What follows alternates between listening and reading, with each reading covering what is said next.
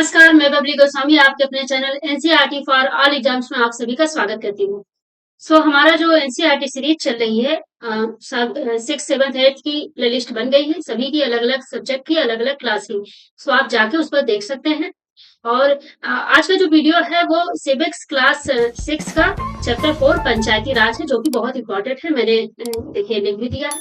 और इससे क्वेश्चन हर competitive exams में पूछे जाते हैं। हो सकता है ये वीडियो 2 पार्ट में हो या 3 पार्ट में हो, इसलिए ऐसा कर देते हैं छोटे छोटे पार्ट में, ताकि आपके लिए देखना आसान रहे, समय और जो इंटरनेट एमबी है वो भी आपका बचे। तो पंचायती राज इसके बारे में पढ़ेंगे हम लोग। और ये कब पारित हुआ ये सब इसमें नहीं है, यहाँ पे ये होता क्या है, ये सारी चीजें हैं इसमें। देखिए, पंचायती राज व्यवस्था भारत में जब बनाई गई थी, तो पंचायती राज व्यवस्था संविधान में ही नहीं बनाई गई थी, पहले ही नहीं लागू हुई थी। बाद में ये जब 1992-94 के करीब जब ये महसूस हुआ कि जो गांव तक हमारी व्यवस्था नहीं पहुंच पाती है, गांव में जो नाली साफ करना, साफ करवाना और भी जो व्यवस्थाएं होती है, तो इसको किसी ग्राम के जो गांव का ही माहौल और सब कुछ समझता हो उनको अगर दिया जाए तो ज्यादा बेहतर है, वो ज्यादा अच्छे से करेंगे। तो इसमें फिर इसके बाद ये योजना बनाई गई। ये एक क्या नाम, ये एक सुविधा दी गई, एक कि मतलब इस तरह की भी कोई एक पद हो, जैसे ग्राम सभा। ये मेन यहाँ से पढ़ते हैं।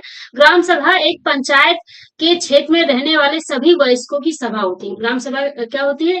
एक पंचायत यानी क्षेत्र, जो भी पंचायत क्षेत्र नाम दिया गया हो, वो जो क्षेत्र होती है उन सभी वयस्क यानी 18 साल वालों की, 18 साल प्लस वालों की सबकी एक सभा होती है।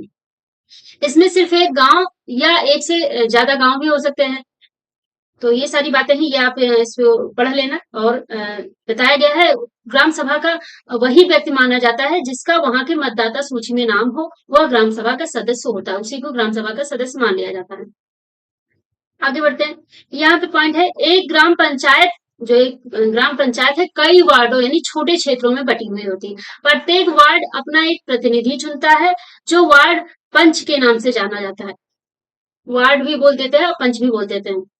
तो ये वार्ड पंच के नाम से जाना था। इसके साथ पंचायत क्षेत्र के लोग मिलकर सरपंच को चुनते हैं। फिर यहाँ सरपंच का चुनाव, ये पंचायत क्षेत्र के जो लोग होते हैं वो सब सरपंच को चुनते हैं। जैसे यूपी में जो है प्रधान होता है, मेन गांव के स्तर पर सबसे बड़ा पद। जो पंचायत का मुखिया होता है। वार्ड पंच और सरपंच मिलकर ग्राम पंचायत का गठन 5 साल के लिए करते हैं। कौन मिलकर? वार्ड पंच और सरपंच, ये दोनों मिलकर ग्राम पंचायत का गठन 5 साल के लिए करते हैं। ग्राम पंचायत का एक सचिव होता है। अभी इनको एक सचिव भी मिलता है, जो ग्राम सभा का भी सचिव होता है। ये ग्राम सभा का भी सचिव होता है। सचिव का चुनाव नहीं होता, उसकी उसको कौन भेजता है? सरकार, उसकी सरकार द्वारा नियुक्ति की जाती है। और सरकार नियुक्ति किसको करता है? एक परीक्षा के माध्यम से वो परीक्षा पास करनी पड़ती है, फिर उसकी नियुक्ति होती है। सचिव का काम है ग्राम सभा व ग्राम पंचायत की बैठक बुलाना और जो भी चर्चा एवं निर्णय हुए हो उनका रिकॉर्ड रखना। अच्छा, ये जो पंचायती व्यवस्था है, ये अलग अलग राज्य में अलग अलग टाइप से है। इसलिए जैसे यूपी में एक अलग टाइप से है, अलग नाम भी दिया गया, और अदर स्टेट में अलग दिया गया है। तो आप जिस स्टेट से देख रहे हैं, आप उस स्टेट से संबंधित ग्राम पंचायत और ये पंचायती राज जो है वो समझ लेना। और यहाँ पे जो लिखा है वो केंद्र के स्तर पर जो मेन है वो यहाँ पे है। और आगे बढ़ते हैं। मेन पॉइंट है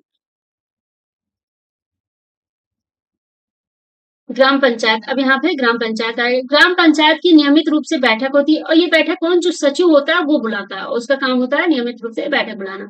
ग्राम पंचायत की नियमित रूप से बैठक होती है, उसका मुख्य काम उसके क्षेत्र में आने वाले गांव में विकास कार्यक्रम लागू करवाना होता है। और जो भी काम पंचायत अपना काम कर पाती है, वो सारे काम यही करवाता है।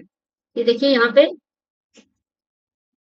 ये देखिए इनको जो है अवार्ड मिला था, महाराष्ट्र के 2 पंच जिन्हें 2005 में अपनी पंचायत में उल्लेखनीय काम करने के लिए निर्मल ग्राम पुरस्कार मिला था। अब जैसे क्वेश्चन ऐसे बनता है, निर्मल ग्राम पुरस्कार किस से संबंधित है, किस काम से संबंधित है? जो अपने क्षेत्र में इन ये प्रधानों को दिया जाता है जो अपने क्षेत्र में अच्छा काम करते हैं।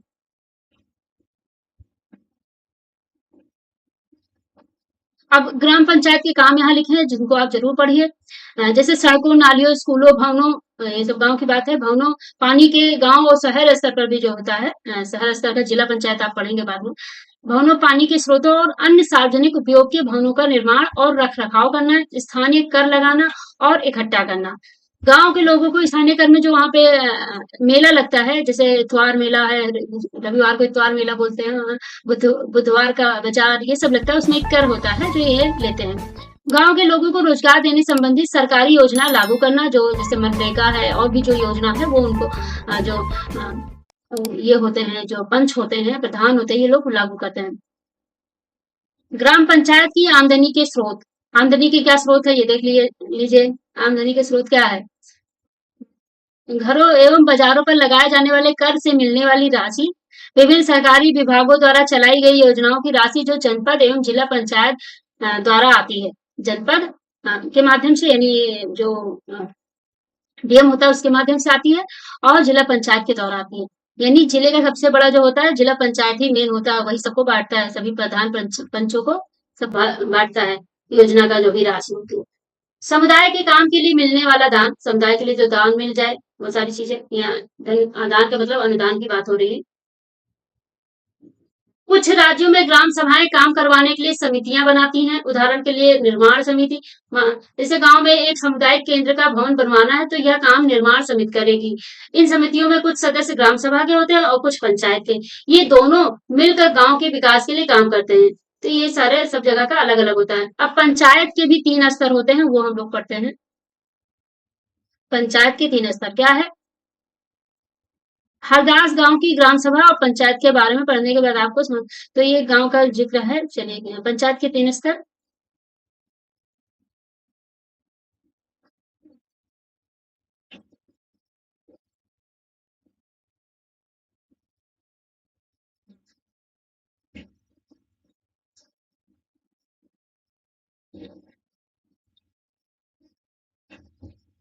पंचायती राज व्यवस्था एक ऐसी प्रक्रिया है जिसके द्वारा लोग अपनी सरकार में भाग लेते हैं। ग्रामीण क्षेत्रों में ग्राम पंचायत लोकतांत्रिक सरकार का पहला स्तर है। लोकतांत्रिक सरकार जो है, जो गांव है, ये क्वेश्चन आते हैं, ऐसे क्वेश्चन इसको अंडरलाइन।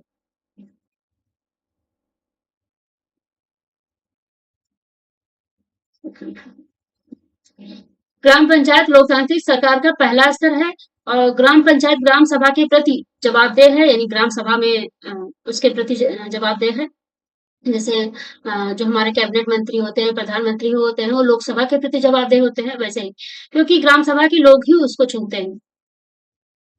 और भारत में जो प्रधानमंत्री और कैबिनेट मंत्री होते हैं, लोकसभा के प्रति ही जवाबदेह इसलिए होते हैं क्योंकि हमारे अलग अलग जो प्रतिनिधि हैं वहां गए हुए होते हैं, वही रहते हैं, तो उन प्रतिनिधियों को के प्रति जवाबदेह होते हैं। पंचायती राज व्यवस्था में लोगों की भागीदारी 2 और स्तरों पर होती है, 3 स्तर पर होती है। ग्राम पंचायत के बाद दूसरा स्तर आता है विकास खंड का। ये पॉइंट भी नोट कर लीजिए।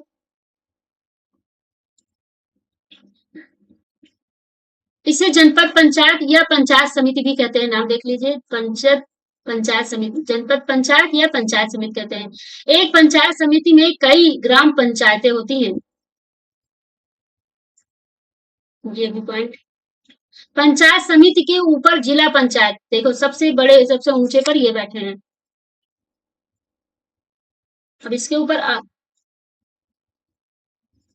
जिला पंचायत या जिला परिषद होता है। जिला परिषद नाम से अगर कोई यूपी साइड में होगा तो आपको पता होगा, यहाँ पे जिला परिषद बोलते हैं। तो जिला का यह तीसरा स्तर होता है, जिला पंचायत।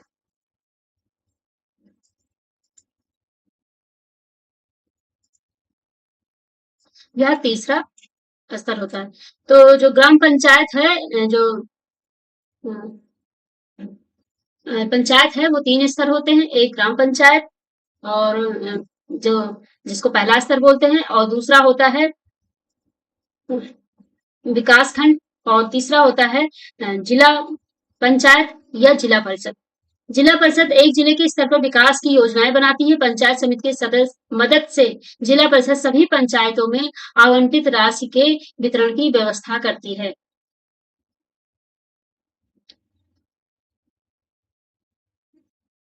संविधान में दिए गए निर्देशों के आधार पर देश के हर राज्य में, क्योंकि संविधान ने निर्देश पहले दे दिया था कि आप ऐसा कानून बनाए थे, तो उसने नहीं बनाया था संविधान में, जो जब लिखा गया था उस समय नहीं बनाया गया था।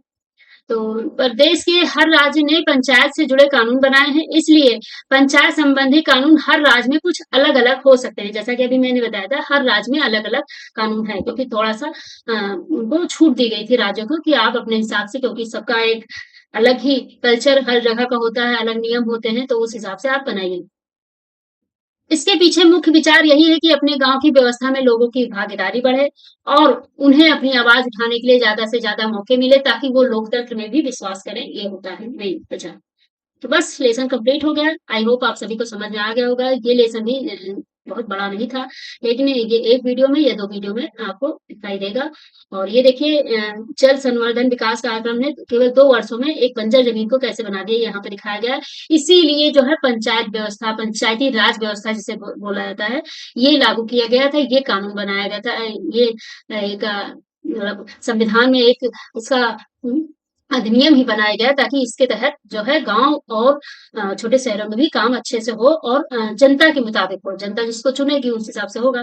तो आई होप सभी को समझ में आ गया होगा। और ये वीडियो आप दोबारा देख लेना, या अ, जो है इसमें हम पीडीएफ लगा देंगे डिस्क्रिप्शन में, वहां जाके आप दोबारा पढ़ लेना। खुद से पढ़ना बहुत जरूरी है, और अच्छे समझ में आएगा। आप यहाँ समझ लिए, फिर खुद पढ़ेंगे और अच्छे समझ में आएगा। और मेन पॉइंट अपने नोट्स में लिख लेना। और अगर नोट्स नहीं बनाना चाहते हैं तो उसका भी सोल्यूशन है मेरे पास। उसका सोल्यूशन ये है कि आप नोट्स बहुत मामूली फीस पर आप ले सकते हैं, और नंबर रिफ्लेक्ट हो रहा होगा, नहीं तो डिस्क्रिप्शन में भी व्हाट्सएप नंबर है, वहां आप जाके और ले सकते हैं।